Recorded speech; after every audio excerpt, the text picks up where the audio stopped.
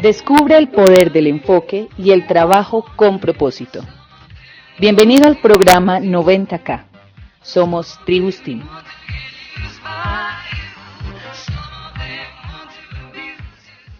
Todavía recuerdo un gol que metí y me produjo una especie de catarsis emocional y era en una especie como de tercera división que se hizo, o sea, lo peor de lo peor. Bien.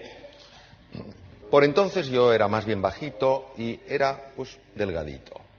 Y en el colegio decidieron dar un cambio muy importante de tal manera que ya los deportes no solo iban a ser la práctica habitual en los recreos, sino que iban a contratar una serie de entrenadores de verdad.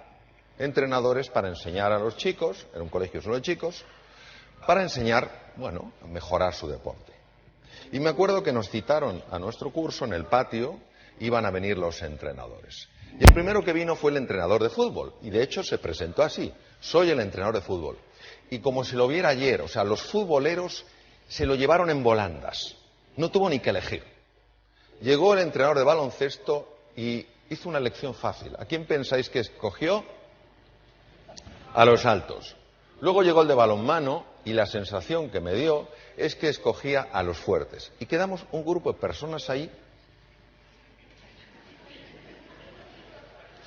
¿Os acordáis de esto? Bueno, vosotros, yo tengo ya mucha juventud acumulada, pero recuerdo en mi época cuando hacíamos así el ejercicio de pies, decía que no sea el último al que elijan. Bien, quedamos un grupo ahí y de repente aparece una persona que empieza a mirarnos. ¿Sabéis lo que sois? Toma pregunta metafísica. ¿Sabes lo que eres? Pues no. Y el hombre va, nos mira y nos dice: pues yo os lo diré. Sois basura. Y como a basura os trataré. Y el tío era íntegro. Lo que decía, lo hacía.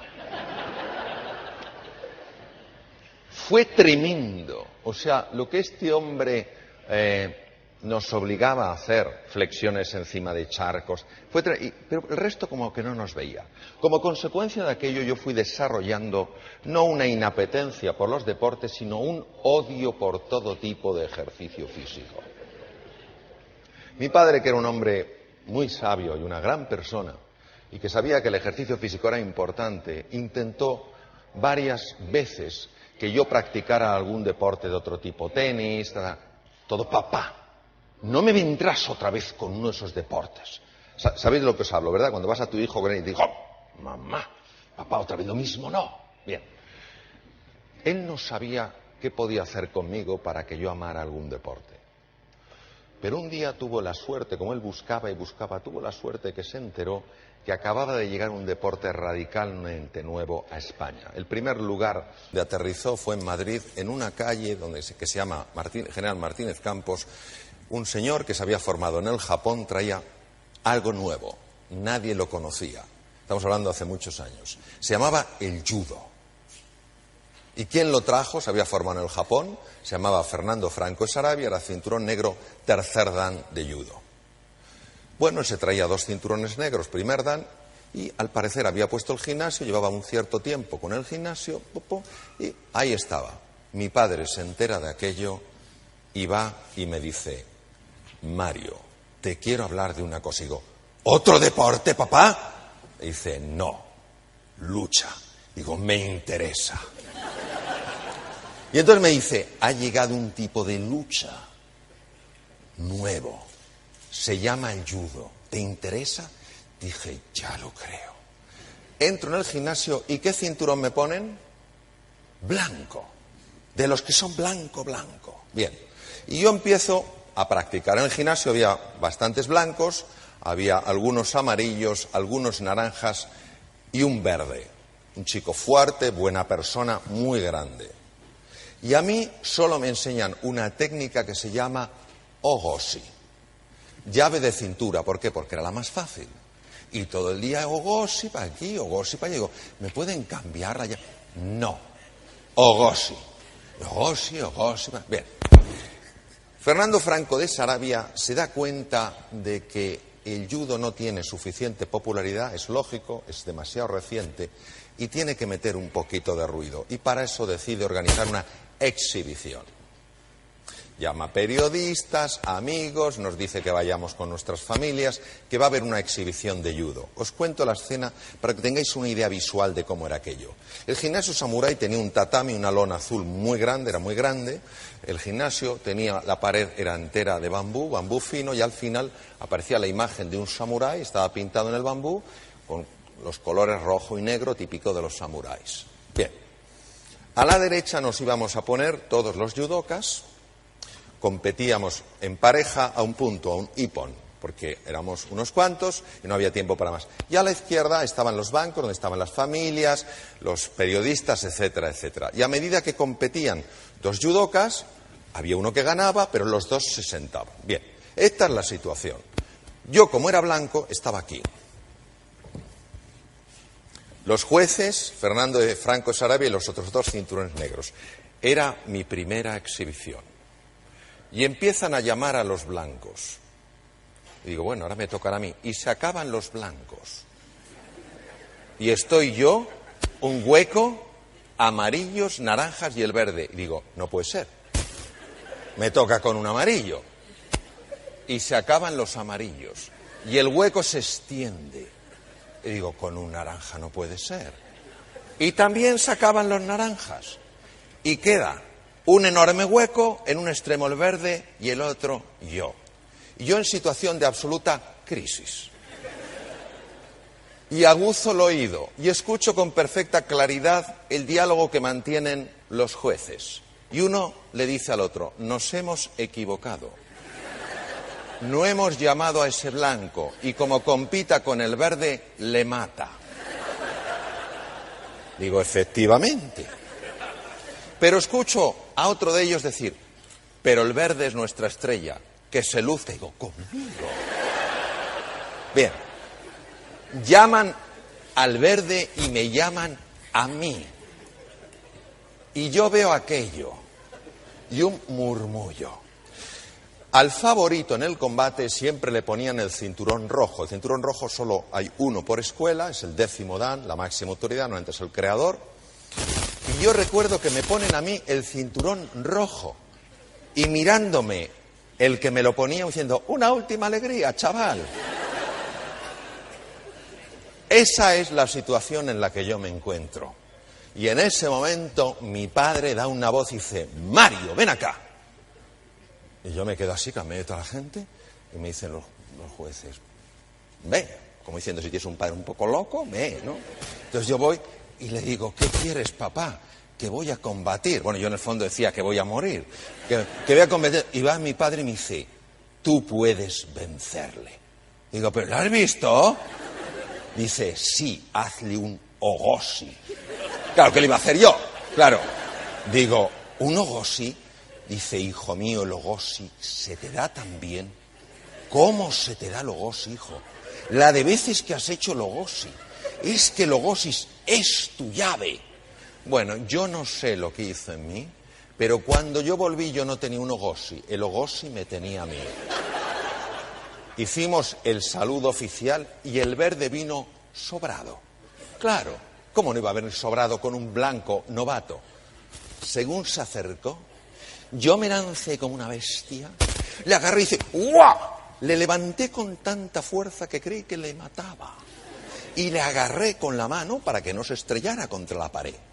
Claro, tenía tanto peso que tiró de mí en el aire, cayó sobre mi brazo y me lo fracturó. Pero gané yo. Recuerdo que se hizo un silencio, yo estaba, me había partido el brazo, recuerdo que... Y se escuchó, es imposible.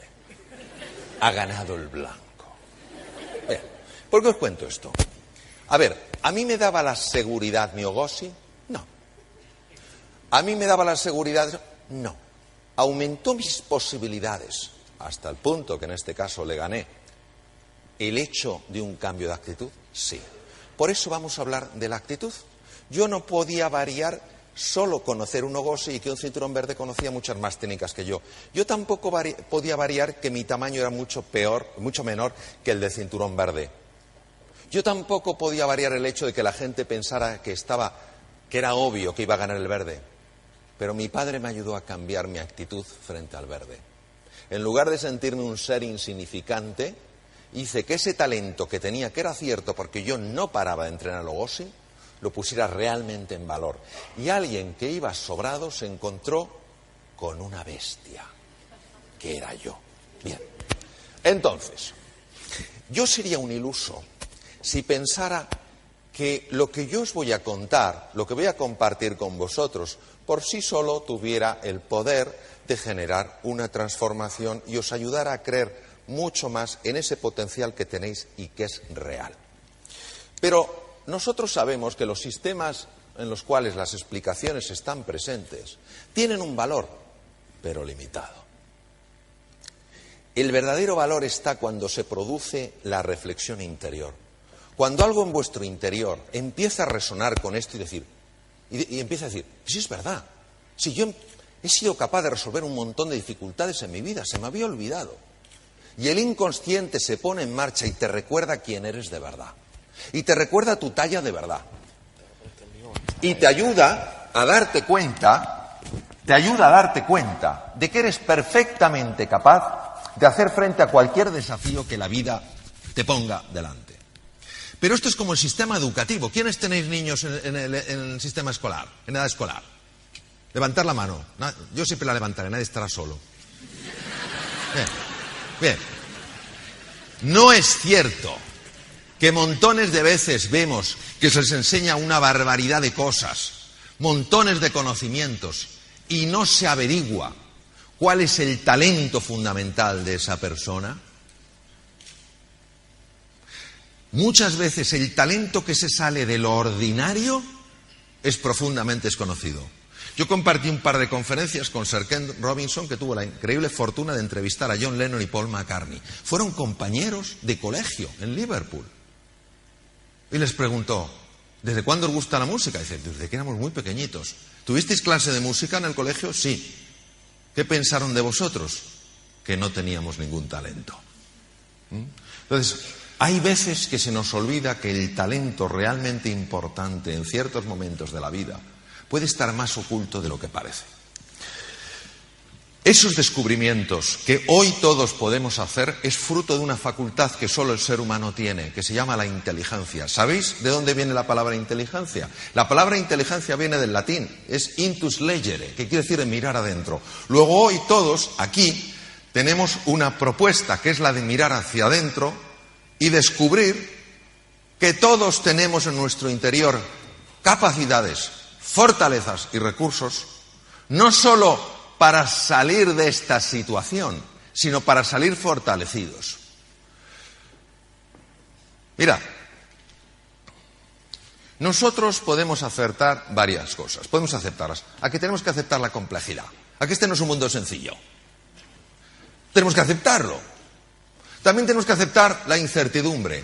Todos lo sabemos, cada día es una sorpresa. Pero aceptar nosotros la desorientación, no tener ni idea hacia dónde vamos, eso no tenemos por qué aceptarlo. Y somos cada uno de nosotros los que tenemos que decidir cuáles son esos valores que tienen de verdad sentido en nuestra vida.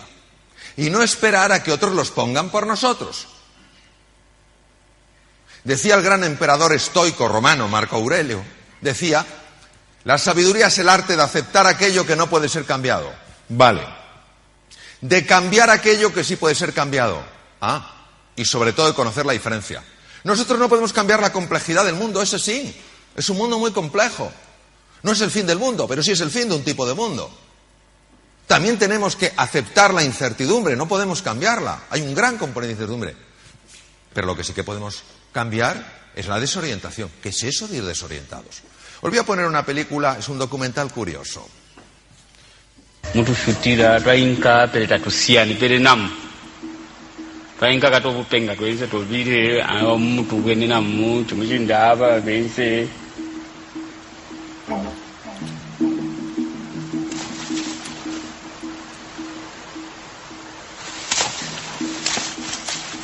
The reason Josfat's fishing pools are far from safe is their precarious position.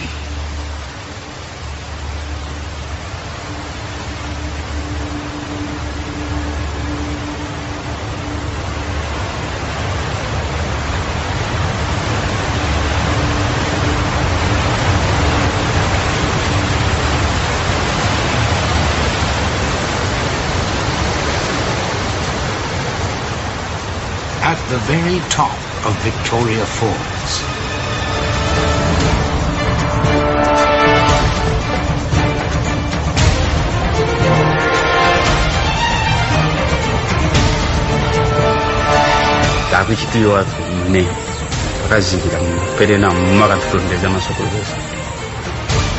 Josfat's bravery and skill enabled him to fish where no animal dares to venture.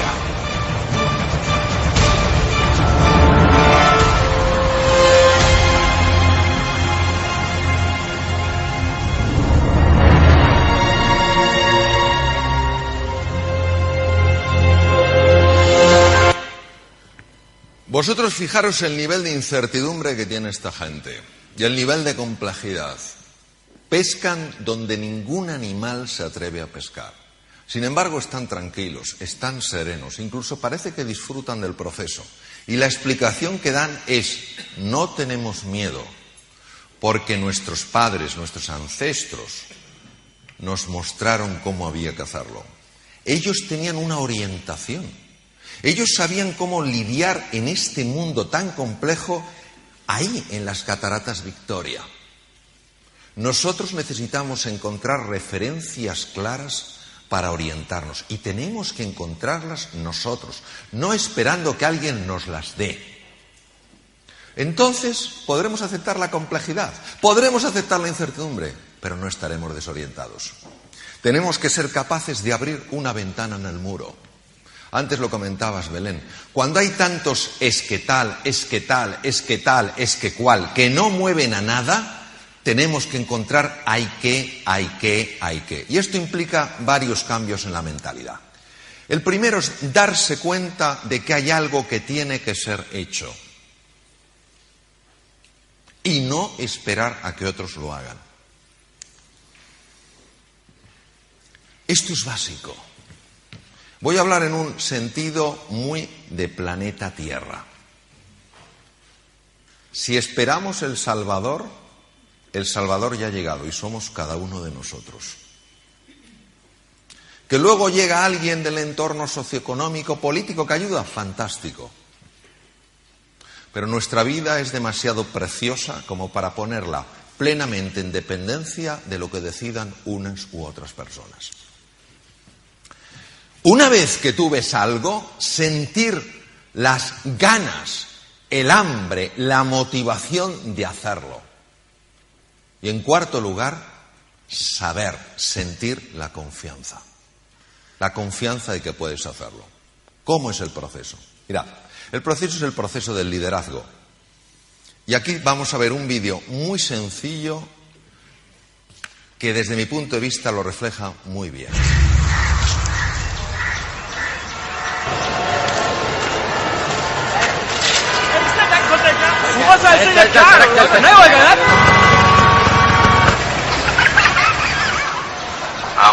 Sir आपके लिए उस पार कार का इंतजाम किया है सर आइए सर चल चल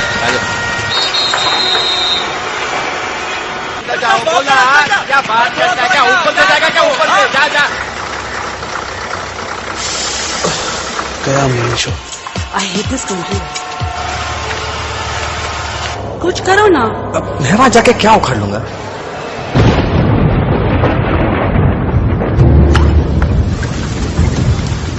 कैसी जाने बूंदे आई, जाने कैसा दर्द लाई, सामने क्या है ये तेरे, क्यों रुका है तू बता दे हो।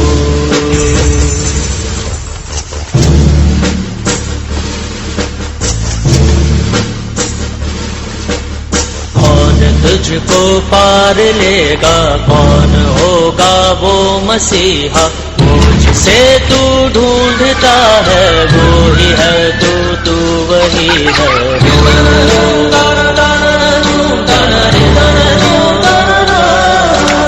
तुझ में तेरा रास्ता है, तुझ में तेरा है सहारा, तू ही तुझको पार लेगा, तू ही है तेरा किनारा।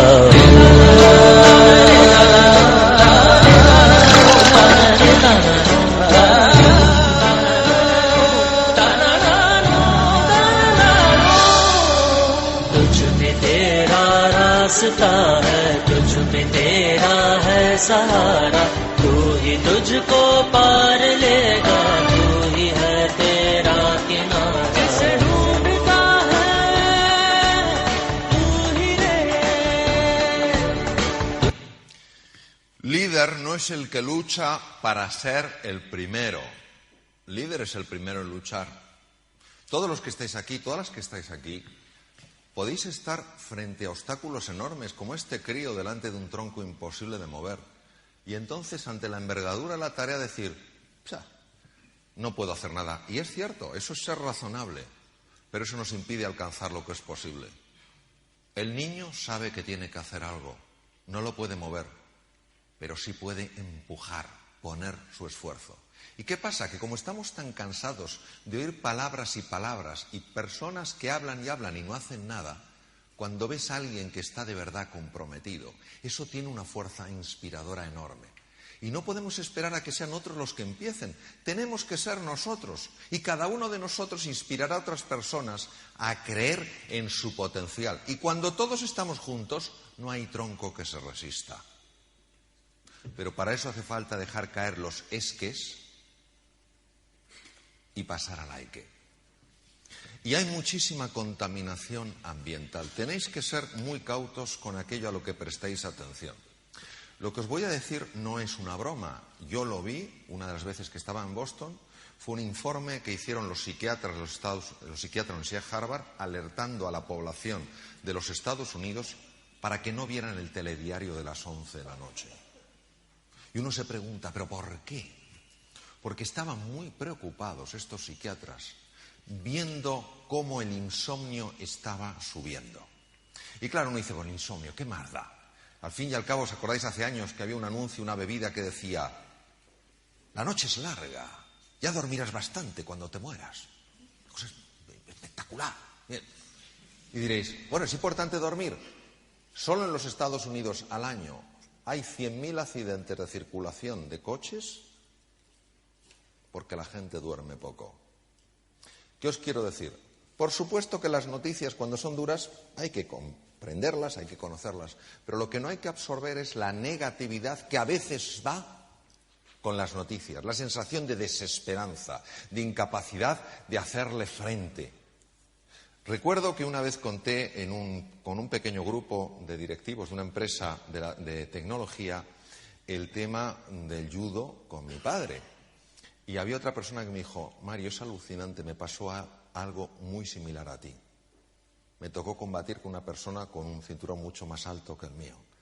Pero ¿sabes la diferencia? Que cuando hablé con mi padre me dijo, no tienes una opción. Entonces es eso. Claro que tienes opciones. Nadie está diciendo que sea difícil. Pero cuando te dicen tú no tienes opción, eso es tremendamente lesivo. Que te digan, oye, es un cinturón X, un cinturón verde, un cinturón azul, es un tío grande, sabe mucho. Pero que te digan que no tienes opción. Eso es lo único que lo puedes determinar eres tú. Nadie te conoce lo suficientemente bien para determinar de lo que eres y no eres capaz de lograr. Aceptemos los diagnósticos, por tanto. De acuerdo, aceptemos los pronósticos, pero aceptar los veredictos, eso no. Eso no tenemos que hacerlo. Porque, ¿sabéis? Eso implica que otra persona se atribuye a sí misma la capacidad de entender la envergadura del factor humano. Y os voy a poner 3 ejemplos para que veáis hasta qué punto 3 veredictos fueron 3 tremendos errores. Con el mensaje, con la propuesta de que creáis en vosotros y en vosotras, como mi padre me ayudó a creer en mí, a pesar de que solo tenía un ogosi, cuando me enfrenté con un enemigo en apariencia muy superior a cualquier cosa que yo pudiera imaginar. Bien. Y que nos acordemos de este hombre, Henry Ford, el creador de la primera cadena de montaje de los automóviles, el modelo T, lo creó él, y decía, tanto si usted cree que puede como si cree que no, está usted en lo cierto. Y que también nos acordemos del filósofo José Ortega y Gasset, que decía, las ideas las tenemos, en las creencias estamos, en las creencias vivimos. Entonces, ¿qué estás dispuesto, ¿Qué estás dispuesta a creer sobre ti mismo y sobre tu capacidad de hacer frente al desafío? Mirad, os voy a contar una historia que es absolutamente sorprendente. Aquí tenéis una niña con su muñequita y junto a una señora. Esta niña nació en 1889 en una localidad en Alabama llamada Tuscumbia. La niña nació sin ningún defecto físico, pero a los 16 meses de edad algo le ocurrió.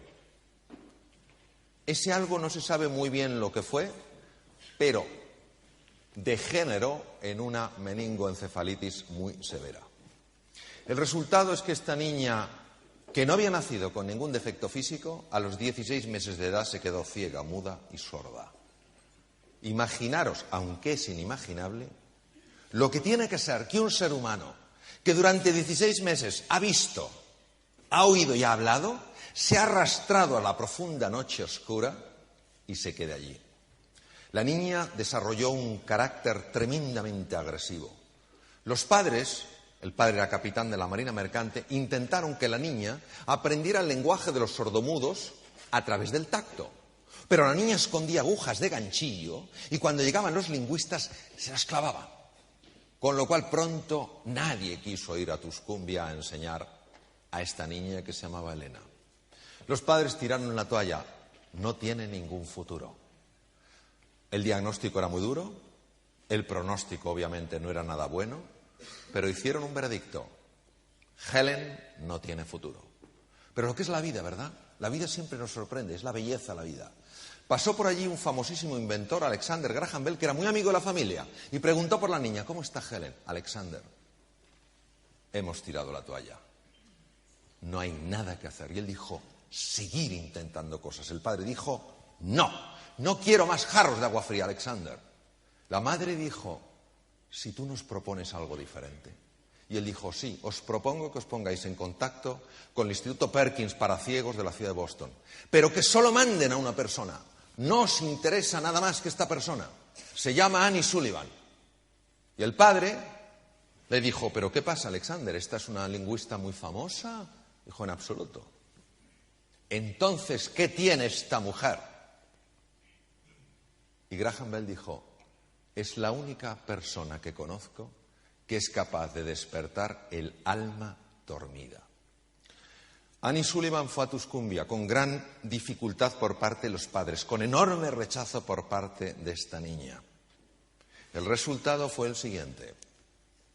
El tiempo pasó y esta niña, ciega, muda y sorda, que está aprendiendo ajedrez con su institutriz, Annie Sullivan, fue la primera mujer de la historia que se graduó con honores por Radcliffe. Radcliffe, que es un college que está en Cambridge, pertenece a la Universidad de Harvard. Primera mujer de la historia, que no tenía futuro. Pues un periodista la entrevistó y, utilizando el lenguaje de los sordomudos aplicado al tacto, le dijo: señorita Keller, dígame usted una cosa. ¿Hay algo peor en esta vida que ser ciego? Y ella dijo: sí, señor. Es peor poder ver y no tener una visión. Porque cómo ve usted el futuro determina cómo vive el presente. Si nosotros no creamos un futuro ilusionante, si no pensamos que lo mejor está todavía por llegar, ¿cómo en nuestro día a día vamos a poner el entusiasmo y las ganas a la hora de hablar con nuestros clientes, de hablar con nuestras familias, de buscar nuevos productos? Es absurdo.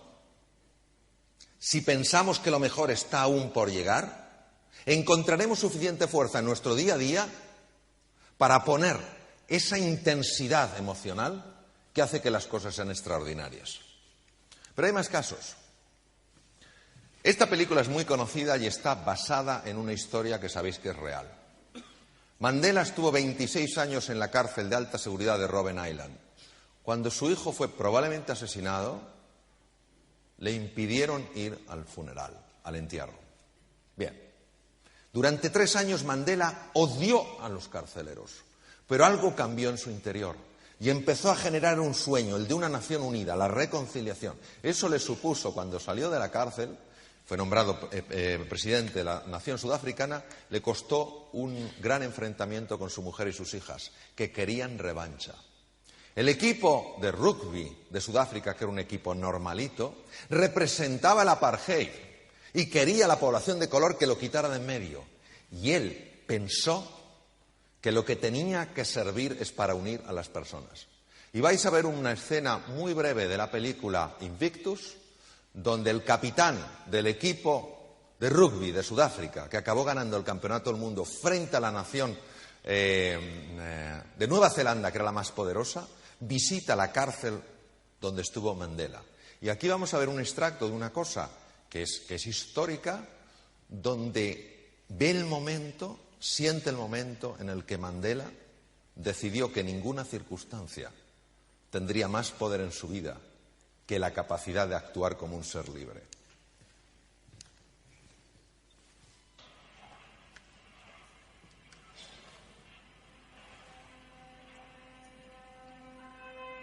Síganme.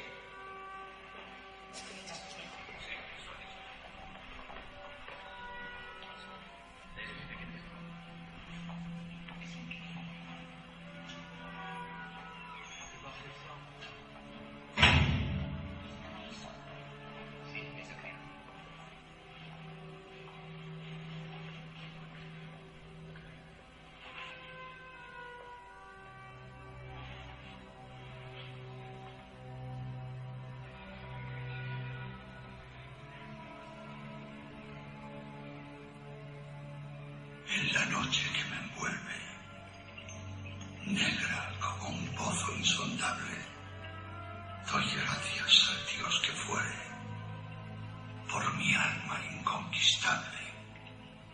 En las garras de las circunstancias, no he gemido ni llorado.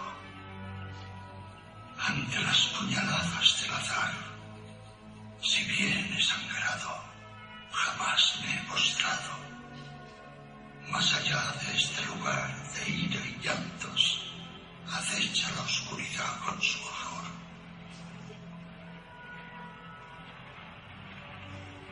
No obstante, la amenaza de los años me halla y me hallará sin temor. Ya no importa cuán recto haya sido el camino, ni cuántos castigos lleve a la espalda. Soy el amo de mi destino. Soy el capitán de mi alma.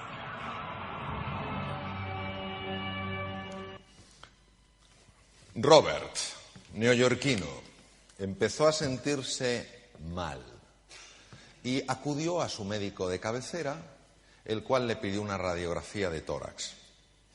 Al ver la radiografía le mandó inmediatamente a este hospital que tenéis delante, que es el Memorial Sloan Kettering Cancer Center de Nueva York, que junto con el MD Anderson Cancer Center en Houston se consideran los dos números unos del mundo en tratamiento del cáncer. Le vio el jefe de medicina respiratoria, le hizo escáner, resonancia, marcadores, de todo.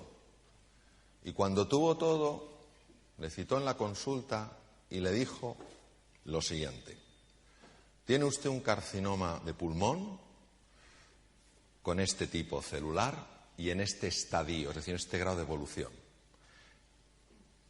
Este tumor no es quirúrgicamente ya operable, no es susceptible a la radioterapia y no es susceptible a la quimioterapia. Era el diagnóstico que había. No gustaba, pero era el diagnóstico. Pero aquí fue donde el médico no le dio un pronóstico, le dio un veredicto. Le dijo: tiene usted 3 meses de vida. Robert le dijo: doctor, acepto su diagnóstico, no acepto su veredicto. Tengo demasiadas cosas que hacer. Yo me imagino que esta persona, este médico prestigioso con un montón de conocimientos y una profunda ignorancia sobre el factor humano, se reiría para sus adentros diciendo: otro iluso.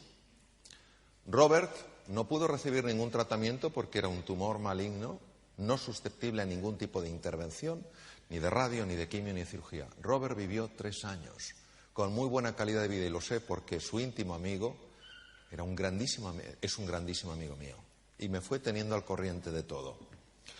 Hizo todo lo que tenía que hacer. El tumor estuvo quieto durante 3 años.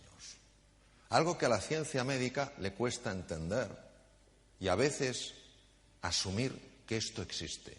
A los 3 meses terminó todo lo que tenía que hacer, que eran cosas muy importantes en su vida.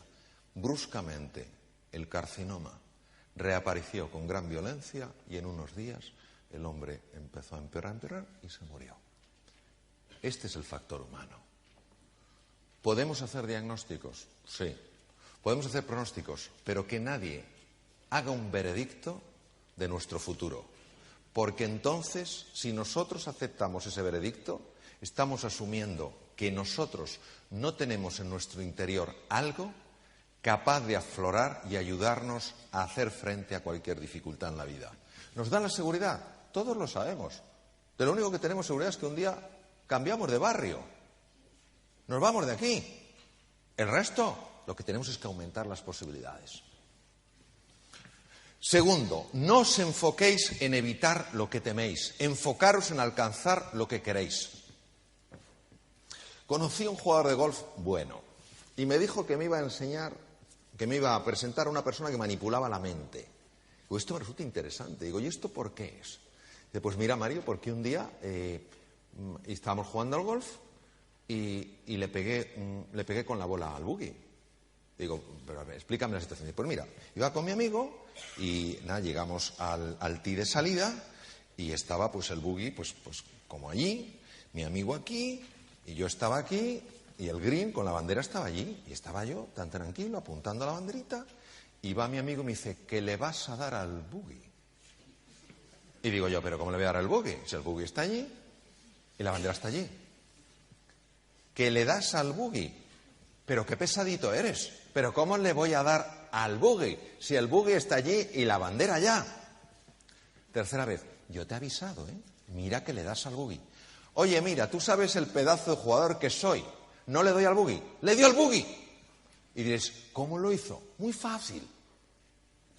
Porque a nivel inconsciente, él empezó a desarrollar la idea, sobre todo, no tengo que darle al buggy.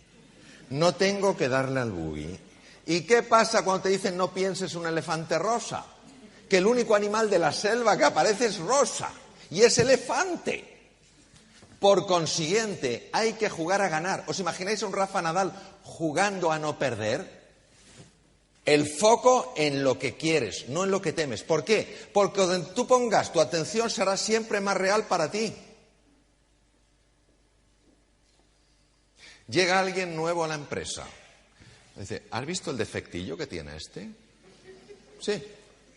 Al día siguiente, oye, ¿te has fijado este defectillo? Nada, ¿eh? Esto es un defecto, ¿eh? Y tanto. Y al siguiente día, oye, este es defectuoso, ¿eh? Ah, desde luego. Donde pongas la atención será más real para ti. Si juegas a perder, la posibilidad de perder es mucho mayor. Si juegas a ganar, la posibilidad de ganar es mucho mayor. Y os voy a mostrar hasta qué punto el foco tiene importancia. Cuanto más complejo es el exterior, más enfocado tienes que estar en lo prioritario. Os voy a poner una pequeña peliculilla. A ver qué veis.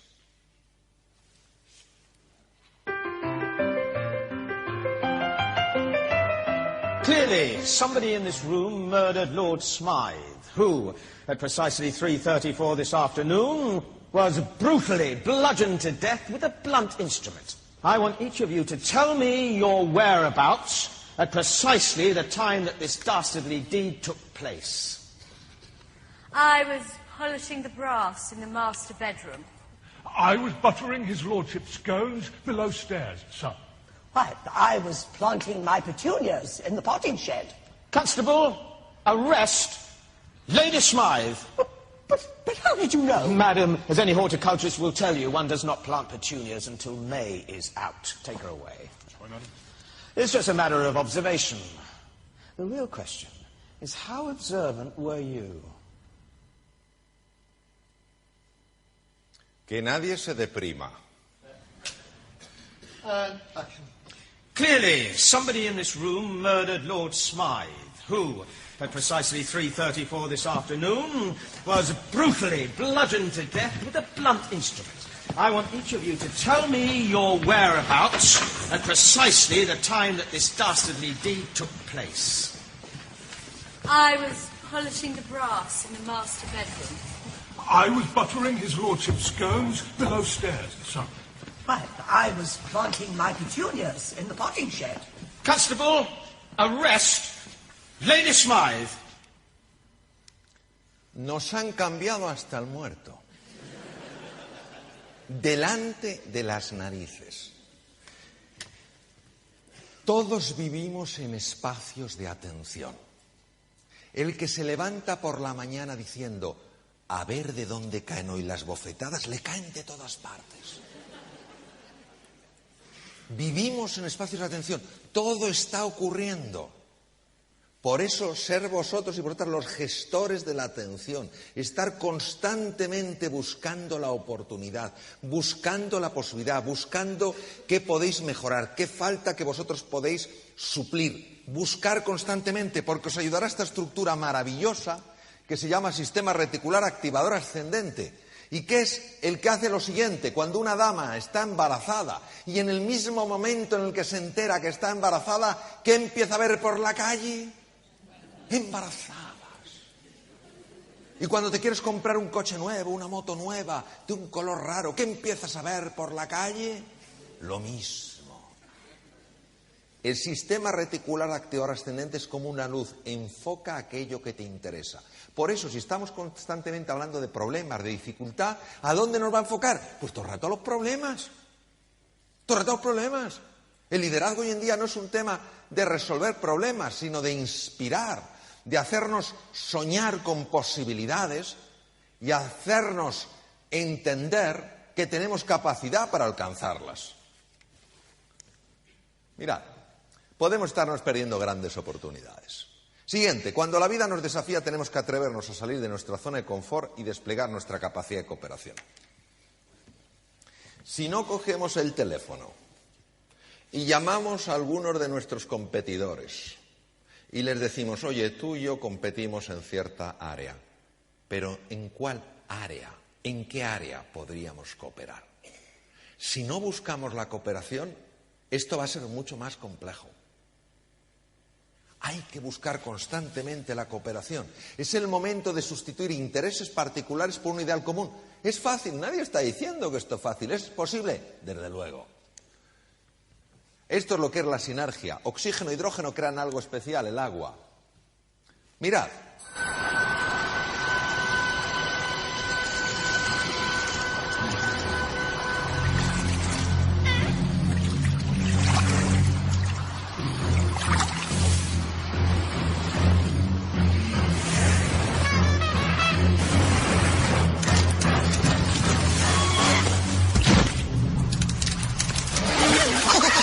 Smarter to travel in groups. Take the bus. The lane. ¿Os imagináis en presencia de la crisis representado por la orca, los pingüinos peleándose entre sí?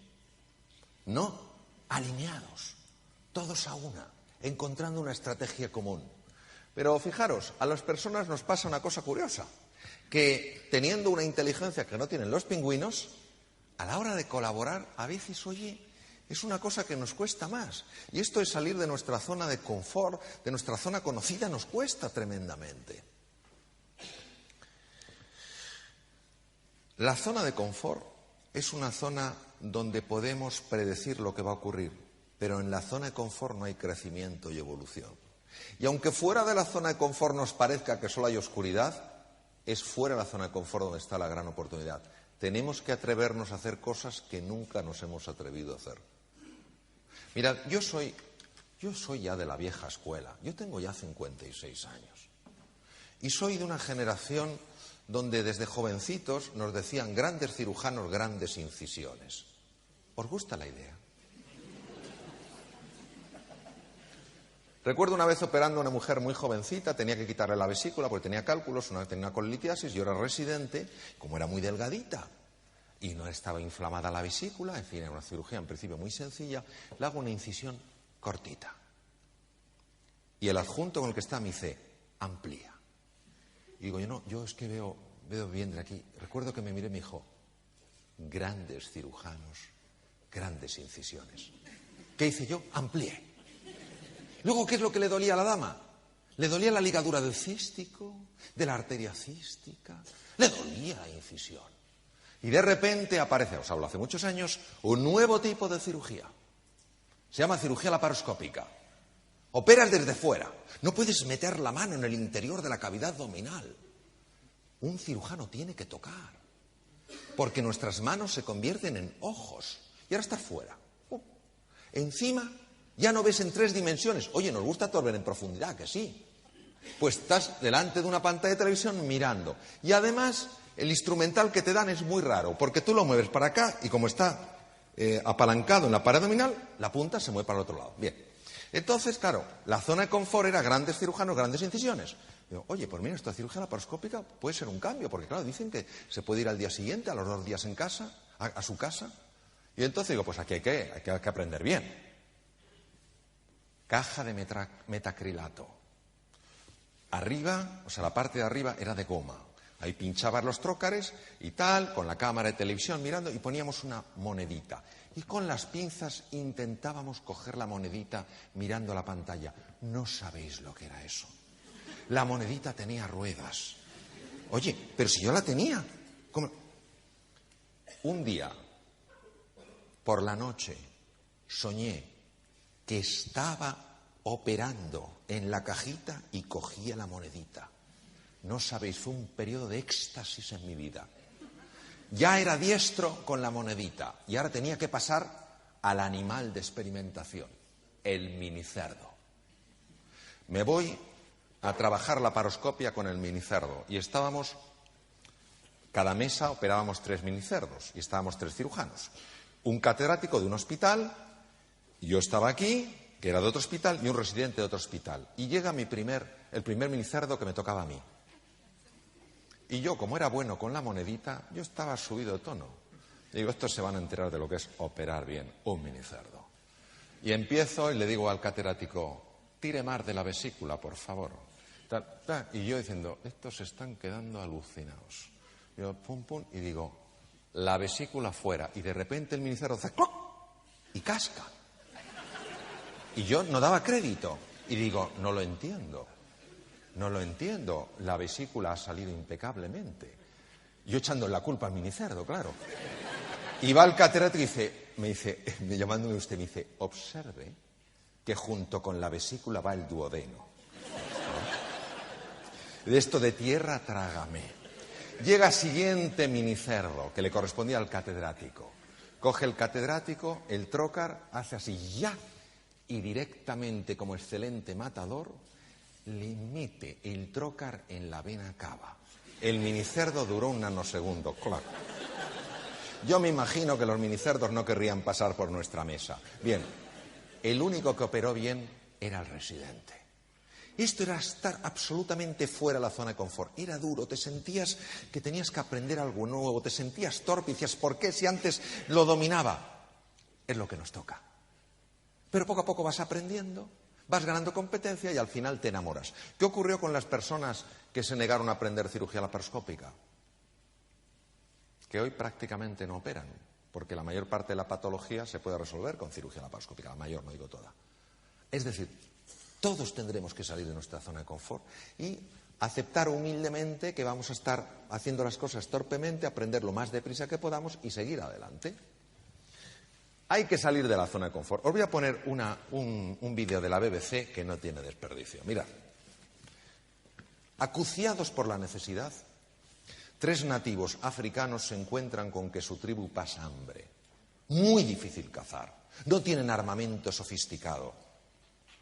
Y no pueden ampararse en los esques, sino que tienen que hacer el hay que. Y como ellos no pueden cazar, porque pueden cazar, pero no cazan, han decidido que han de robar.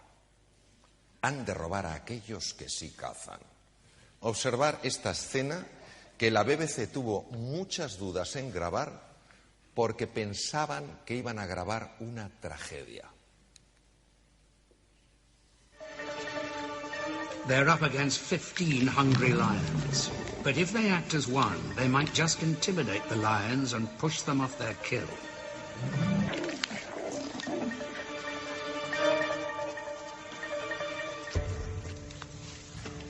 They make their move. Self-confidence is everything.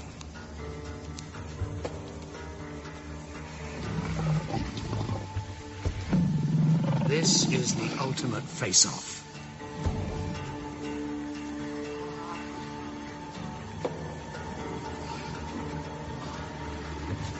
Suddenly, the lions back off.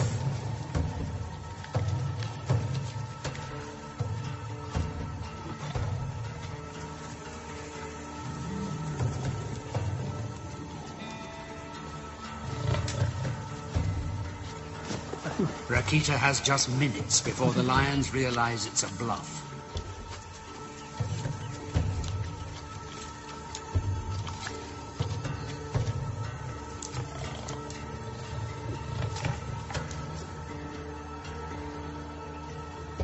In a matter of seconds, he butchers the haunch of the wildebeest and they beat a hasty retreat.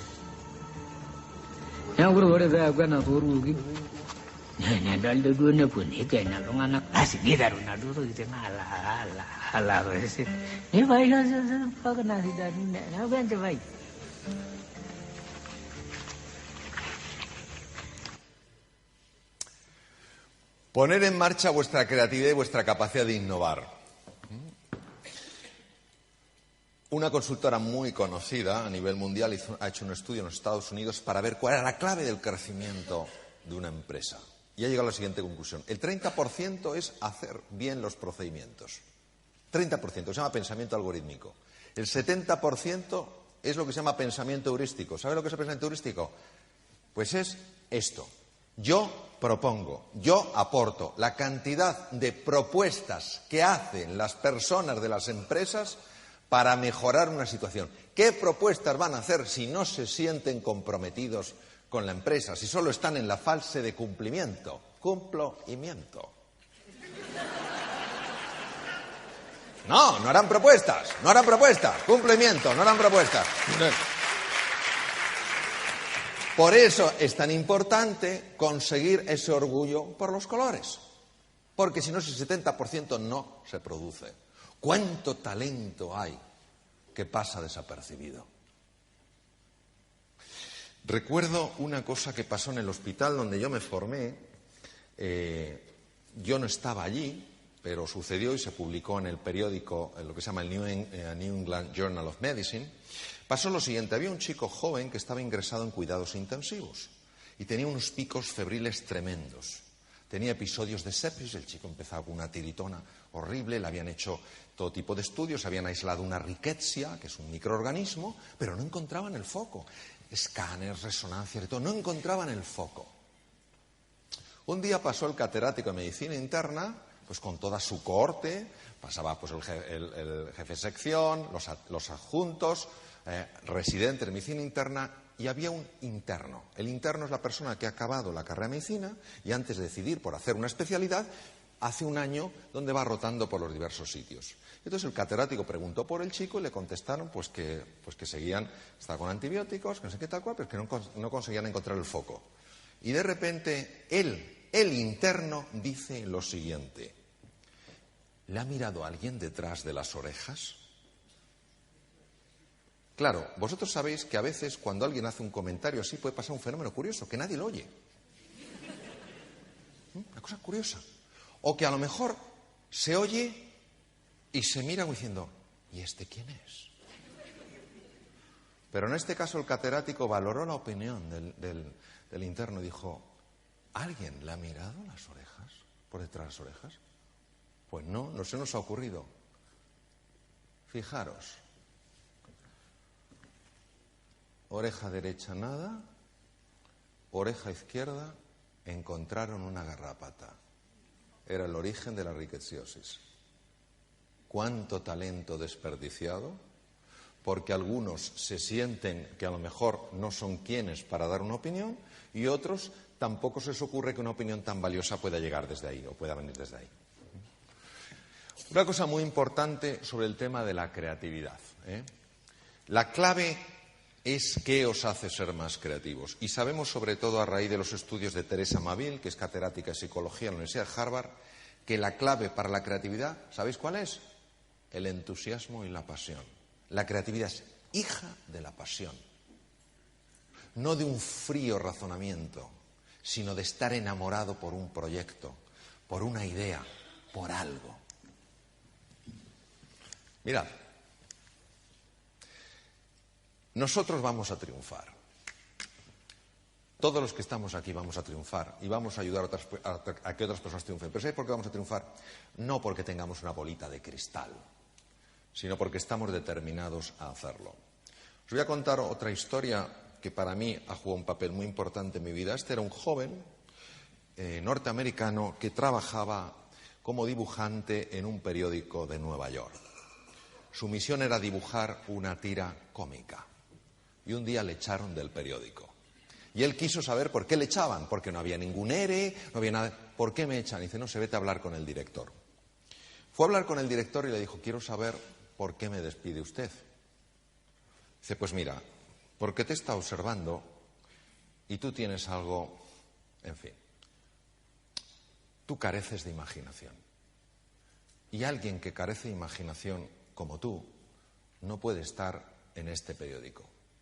En ese momento, y esto es un hecho histórico, esto le sacudió profundamente a la persona y tomó una decisión, una firme resolución. Escucharla.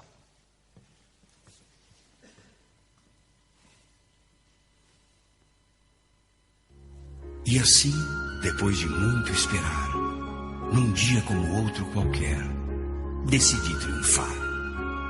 Decidi não esperar as oportunidades, e sim eu mesmo buscá-las. Decidi ver cada problema como uma oportunidade de encontrar uma solução.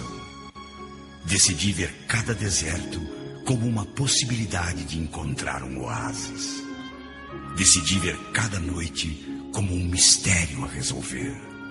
Decidi ver cada dia como uma nova oportunidade de ser feliz. Naquele dia descobri que meu único rival não era mais que minhas próprias limitações e que enfrentá-las era a única e melhor forma de superá-las. Naquele dia descobri que eu não era o melhor e que talvez eu nunca tivesse sido. Deixei de me importar com quem ganha ou perde. Agora me importa simplesmente saber melhor o que fazer. Aprendi que o difícil não é chegar lá em cima, e sim deixar de subir. Aprendi que o melhor triunfo é poder chamar alguém de amigo. Descobri que o amor é mais que um simples estado de enamoramento. O amor é uma filosofia de vida.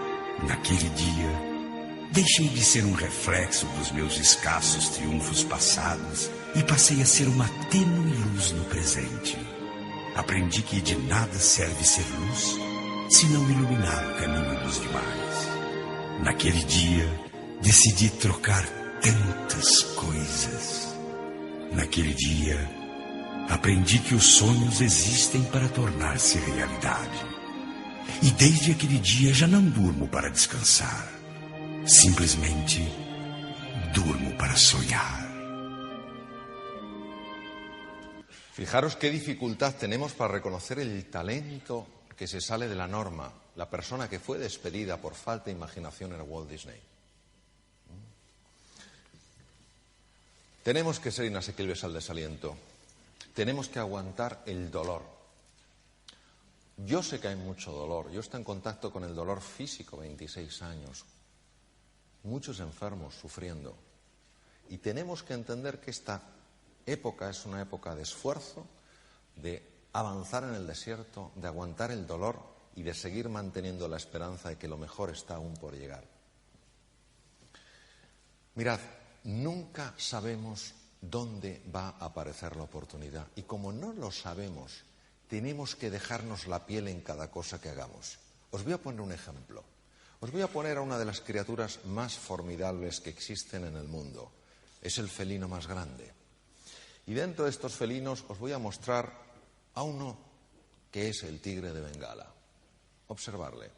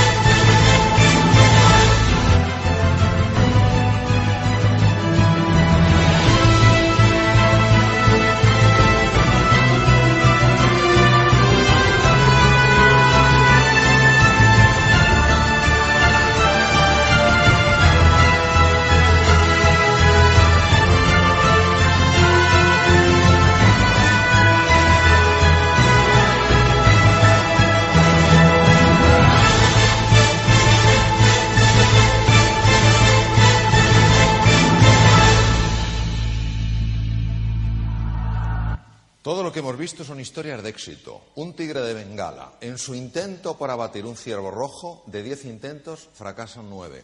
Pero él no sabe en cuál de esos intentos tendrá éxito. Por eso se tiene que dejar la piel en todos. Es súper frecuente que cuando algo no nos sale, cuando cometemos un fracaso, nos hundamos. Imaginaros si el tigre de Bengala, uno de los felinos más formidables que hay, por no cazar un ciervo rojo se hundiera. Él sabe que antes o después lo cazará, pero tiene que poner la misma ilusión, el mismo empeño, el mismo compromiso una y otra vez. Por eso decía Winston Churchill, el éxito es la habilidad de ir de fracaso en fracaso sin perder entusiasmo. ¿Fácil? No. ¿Necesario? Sí.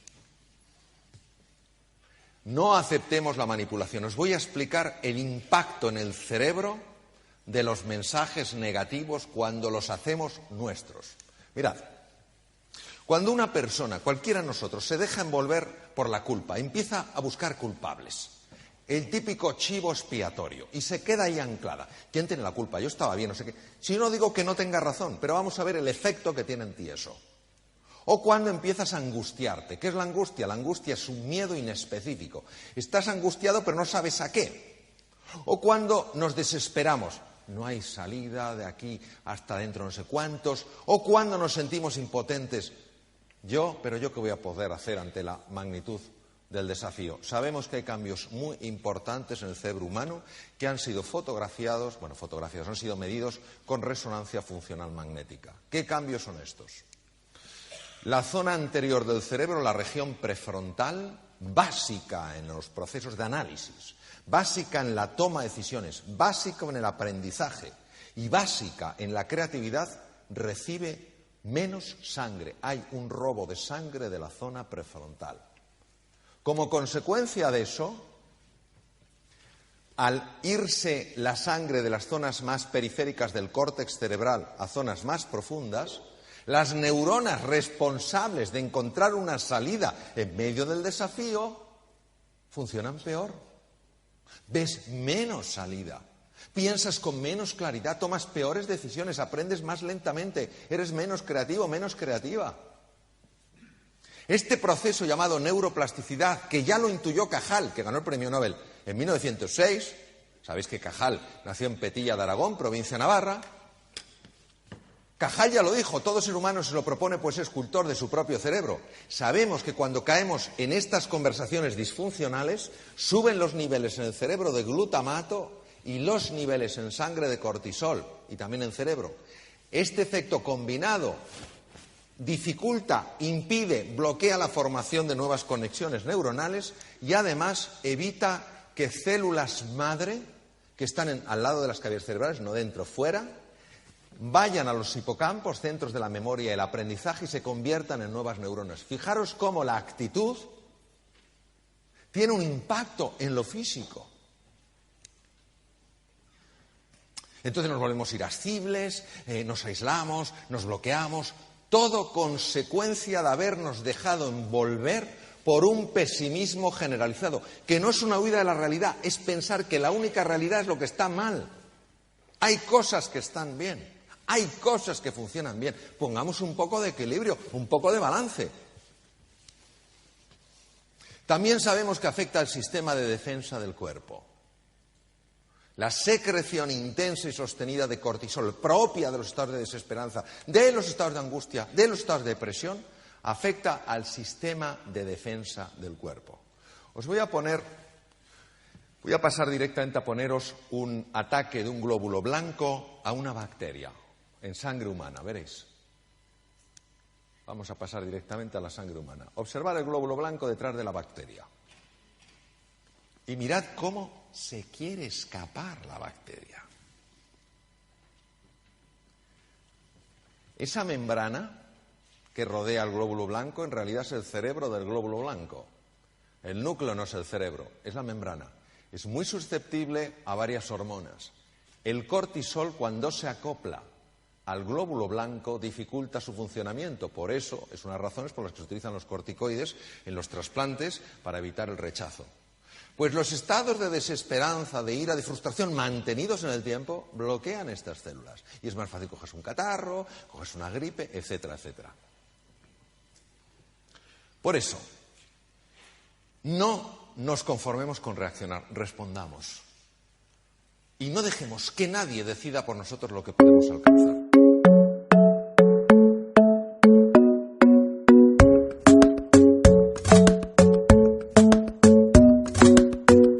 Somos Tribus Team.